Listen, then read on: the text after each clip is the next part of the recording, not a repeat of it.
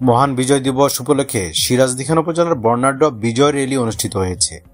বিএনপির সাবেক সভাপতি আব্দুল কুদ্দুস দিরনের নেতৃত্বে সিরাজদিখানের 14টি ইউনিয়ন বিএনপির মূল দল সহযোগী সংগঠনের নেতাকর্মীদের অংশগ্রহণে এ র্যালি অনুষ্ঠিত হয়।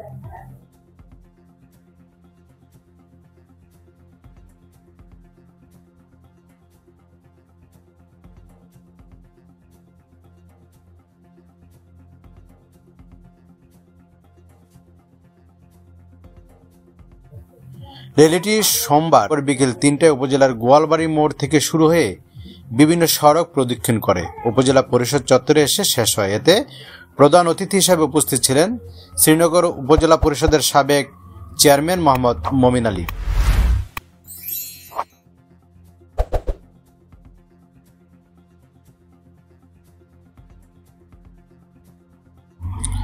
র্যালিতে নেতাকর্মীরা দেশপ্রেম, স্বাধীনতার চেতনা এবং বিজয়ের গৌরব উদযাপন করেন। আব্দুল কুদ্দুস দিরন তার বক্তব্যে মহান মুক্তিযুদ্ধের শহীদদের প্রতি গভীর শ্রদ্ধা নিবেদন করেন এবং সবাইকে শহীদ প্রেসিডেন্ট জিয়াউর রহমানের আদর্শের ওপর থাকার আহ্বান জানান।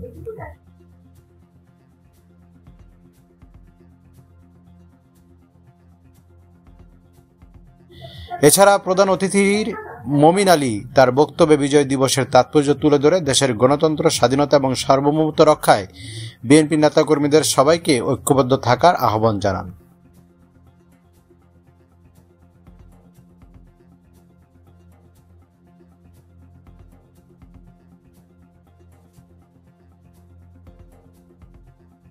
র্যালিটি সিরাজদিখানের রাজনৈতিক অঙ্গনে এক উদ্দীপনা সৃষ্টি করেছে এবং স্থানীয় জনগণের মধ্যে ব্যাপক সাড়া ফেলেছে।